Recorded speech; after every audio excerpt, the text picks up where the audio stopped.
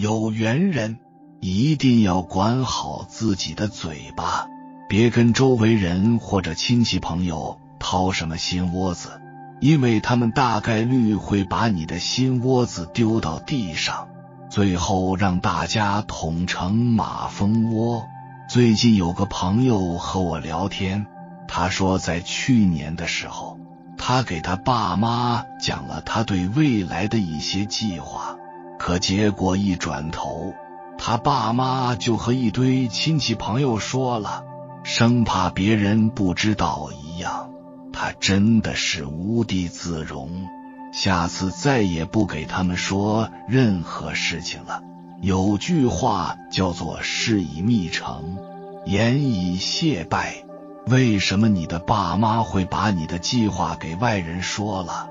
原因很简单，因为你的计划在他们的眼里无关紧要。那么你可以想一想，既然你的爸妈都这样，何况你给外面的人说呢？人之败，多在嘴上人之成，多靠沉默。语言是利器，也是枷锁。说对了是价值，说错了是祸根。成年人的世界早已不是靠表达赢得尊重，而是靠克制积累分量。那些真正有见识有格局的人，往往不靠说，靠做，不靠展示，靠隐藏。少言是修养，闭嘴是智慧。3年学说话，一生学闭嘴。有人吃亏在多言上，有人失败在狂妄上。真正的智者都是沉默少言的，用沉默代替辩解，用无言消除烦恼。你想变强，就得学会闭嘴以下10件事。若能在日常交往中慎言避谈，相信生活一定会清静许多。01未来计划不说。你以为说出目标是在自我激励，其实往往是在提前透支行动力。人最大的悲剧是把想做的事说得太多，把能做的事做得太少。愿望说多了，会被误解成炫耀计划讲早了，只会引来干扰，甚至暗中绊脚。有些目标是拿来完成的，不是拿来说的。越有野心，越要沉默。真正的高手从不提前暴露锋芒，他们只在结果上亮剑。一个人真正的强大，不是让全世界知道你想干嘛，而是你悄无声息地做成了你真正要做的事，连神明都不要讲，安静地做，成功了再说。往往好事一说就没，坏事一说准成。事已密成，语已谢败。从古至今，成大事者都是守口如瓶的人。人要学会藏2种东西，藏锋，藏拙。02不变3观差异。人与人之间，话不投机半句多，3观不合不相为谋。懂你的人不需要解释，不懂你的人用不着解释。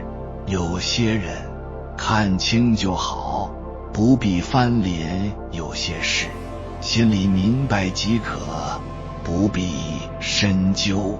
沉默不是懦弱，而是一种选择。沉默不是无能，而是一种自我修行。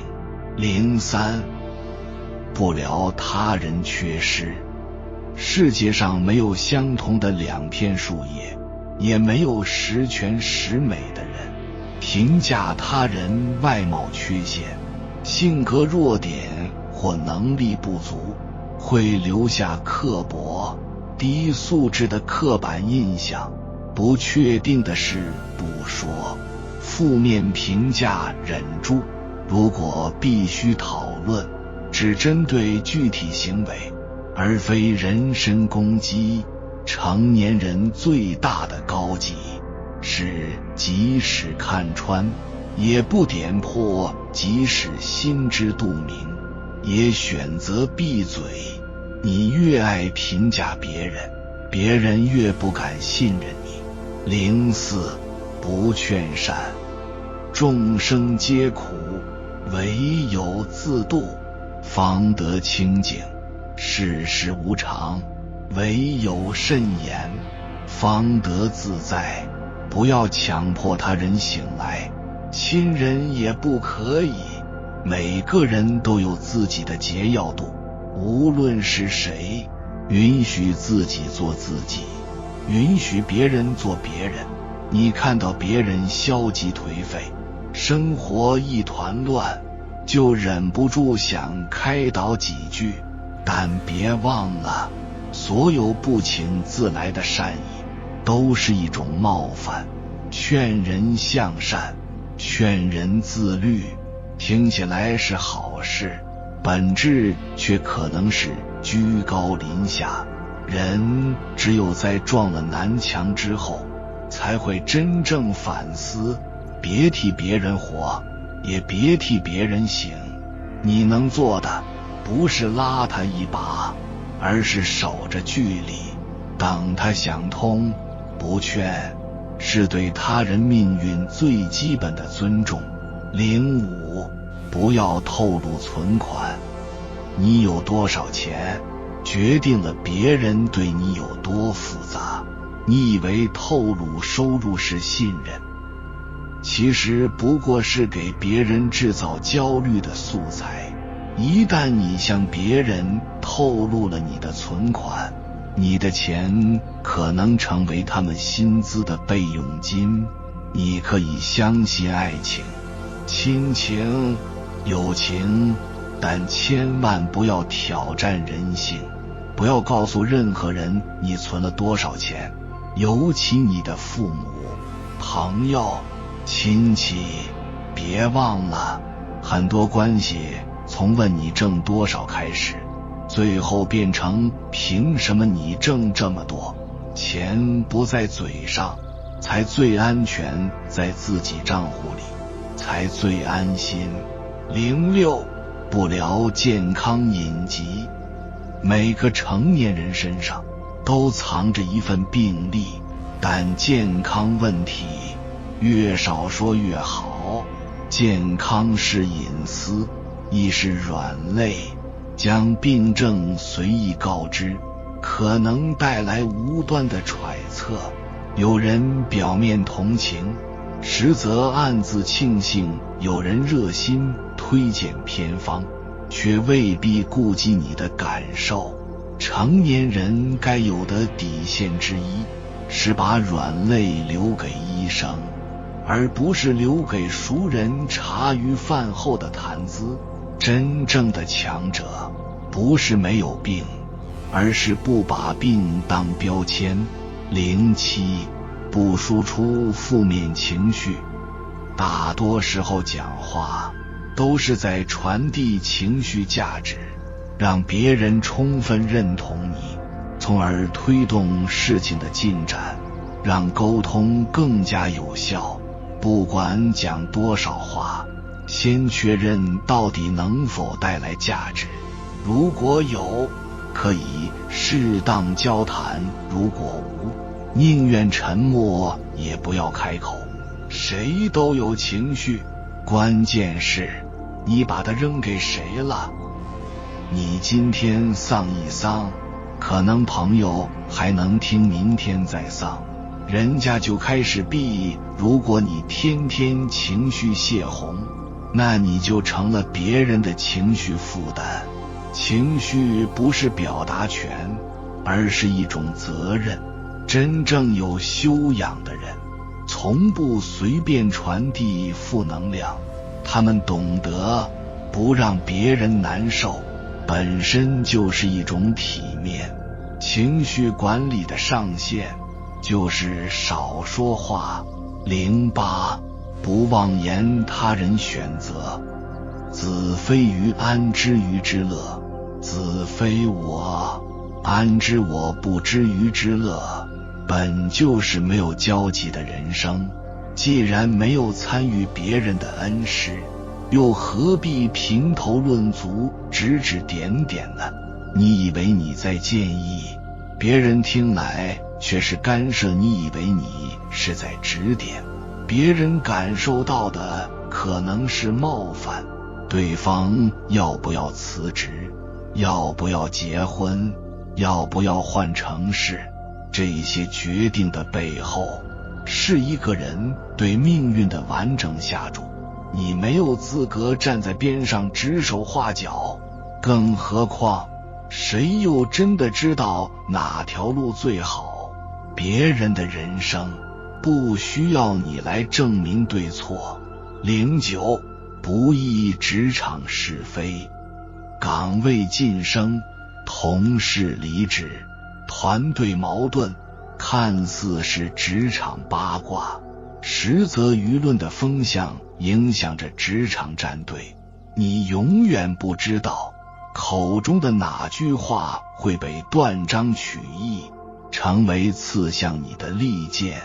办公室是最容易话语变刀的地方，一句无意的评论很可能就被传成你对公司有意见，一个顺口的八卦可能就被当成你有阵营。职场就是一场无声的博弈，沉默才是最有力的自保方式。聊业务可以，聊八卦不行，谈方向可以，谈是非不行。你不说，是非找不到你；你一说，是非全找你。在职场，最聪明的语言就是闭嘴干活。不谈家庭纠纷，不要和别人谈论自己家庭的具体事情。家家有本难念得经，家事外扬如同将家门钥匙递给旁人。家庭事务往往涉及隐私及亲密关系，过度分享会固化他人对你的印象，也会让心怀不轨的人有机可乘。成年人更应懂得在真诚与边界感之间保持平衡。家庭是你最真实的避风港，也是你最脆弱的防线。一旦你把它摊开在人前，说的是诉苦，听的却可能是笑话。亲密关系里的一切，外人很难共情。你以为在倾诉，他们可能在比较；你以为在寻求理解，他们却在打量你的人设。越是贴近心脏的伤口，越要藏在衣服里慢慢养。成年人最顶级的情绪稳定，是把苦咽下去，把事做出来。病从口入，祸从口出。良言一句三冬暖，恶语伤人6月寒。一个人能把到嘴边的话咽回去，是成熟；能把该说的话说出来，是担当。让语言更有温度，让表达更有力量。人生大忌就是事已密成，语已谢败。好多人都曾经在这个坑里摔得鼻青脸肿，但往往只有到了30岁左右，遭受几年社会的毒打之后，才会真的懂得这个道理。这个事情我们2方面说。先说第一点，事已密成。很多人会把事情必成当作一种气运的玄学，但这句话背后反映的是事物运行的规律和人性的缺陷。一方面，当你在事情还没有完成的时候就公布计划，你会提前获得 70% 的成就感，而这种虚假的成就感会击碎你内心的冲劲和行动力。德国心理学家彼得·格尔维策有一个叫做象征性自我完成的理论，这个理论是说，当人们公开宣布自己的目标或计划的时候，会有一种象征性的满足感，误以为目标已经实现，因为大脑会把谈论目标与实现目标混为一谈，从而激活大脑的奖励系统，刺激多巴胺释放，导致人们提前体验到实现目标的成就感，从而削弱人们的行动力。另一方面，当你公布自己计划，不停地找人讨论和沟通的时候，你的重心会发生偏离，从专注于事情本身变成专注于揣摩人心，因为每个人的经历、阅历、性格和思想都不一样，所以每个人对你说的话的反应就会不同。如果别人对你质疑，你就会设法捍卫自己的想法和观点，而忽略事情的推动。如果别人对你夸奖，你可能就会飘飘然，甚至在做事的过程中会偏离真实的进程，故意去营造出一种更光鲜亮丽的表象供外界观看，而且事情一旦泄露，就会受到各种干扰，难度呈指数级上升。比如和亲朋好友分享计划这件事，你以为他们会全力支持你吗？错了，其实大多数时候，他们只会站在自己的角度，对你的计划指指点点，不管他们说的有没有道理，都会打乱你的节奏，动摇你的信念。很多原本能做成的事情，就因为这些建议最终不了了之。就像那些电影里的反派，哪一个不是目标明确，手段狠辣？哪一个不是顶级的执行力和顶级的抗压能力？但反派往往就是因为话太多，关键时刻管不住自己的嘴，非要显摆，结果功亏一篑。所以要想成事，就得学习三体里的那些面壁者，把所有的想法和计划都烂在肚子里，别想着找什么帮手、倾诉对象，那些都是浮云。在成功之前，你注定是孤独的，没有人能真正理解你，是不可谋于众。少说多做才是做事的顶级心法。第二点，予以谢拜。当你在深夜的酒局上哭得泪流满面，把经历的不公、失恋的痛苦都道出来的时候，你以为自己是在寻求安慰，实际上你是在搞情绪裸奔，把自己的脆弱毫无保留地暴露在众人面前，就差没在脑门上的写我好惨，快来同情我了。前几年深圳互联网大厂裁员那会儿，有个P8在部门聚餐的时候，借着酒劲哭诉说房贷车贷压力大，第二天全公司都知道他缺钱，后来部门领导砍他绩效，还故意安排他连续3个月周末值班赶 deadline， 他连拒绝的底气都没有，因为全世界都知道他不敢辞职。当你撕开伤口跟别人倾诉的时候，就等于把自己的弱点缺陷打包好，双手奉上。如果真的换来了别人的同情，那在这段关系里，你就已经陷入了弱势和被动的地位。因为同情本质上就是一种居高临下的怜悯。慕强是人类的天性，人们都喜欢亲近高能量的人，和他们一起分享喜悦和潜在的机会。而对于低能量的人，要么当成透明人，要么躲得远远的。原因很简单，一方面没有利益驱使，基本上不会有人闲着管你死活；另一方面，谁也不想被情绪黑洞消耗，生怕被拖累。你以为自己在倾诉衷肠，其实别人只会静静地看你表演。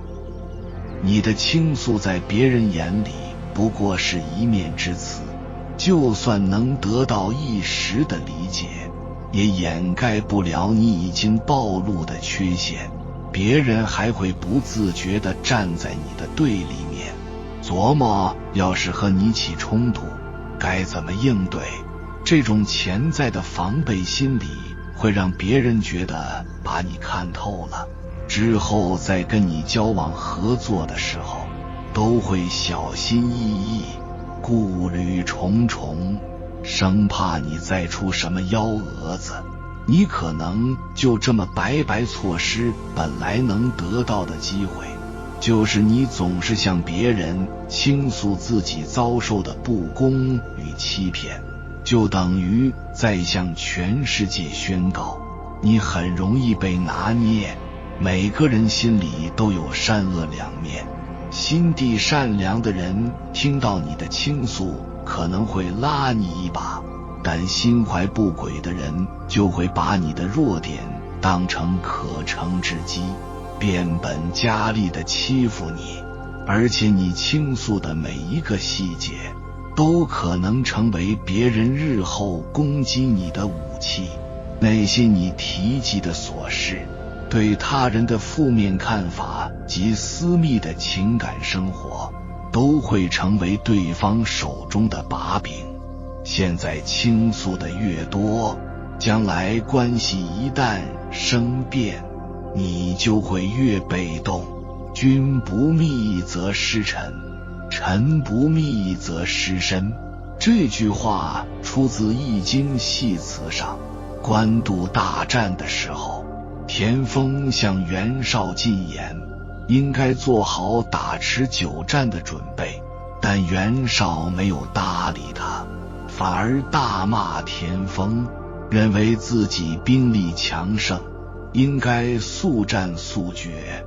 袁绍这么一闹，战略部署就被曹操的细作知道了。田丰认为袁绍保密工作不到位，跟冯骥说自己对他很失望，觉得自己很难为这样的君主效力。后来曹操派人烧了袁绍的粮草辎重，直接导致袁绍军溃败。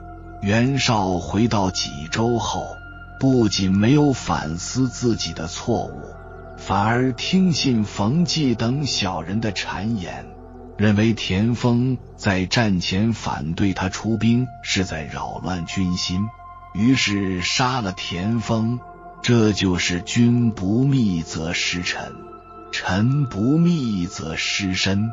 再看看那些大佬的采访，任正非谈女儿被拘押，只说相信法律；王健林谈负债600亿，只谈清资产转型。真正的强者，连眼泪都是战略物资。有缘人，感谢你看到最后。如果今天的影片对你有所帮助，请按个赞给我响应，回复一句是以密成，予以谢拜。千万要记住，做任何事情一定要谋定而后动，成大事者都是守口如瓶的人。愿你与时代同频共振，乘风破浪。还没有订阅频道的，请点击右侧的订阅按钮，与我们建立更深的连接。随缘加入会员，与同频之人共修福报，随喜转发，传播善知识，功德无量。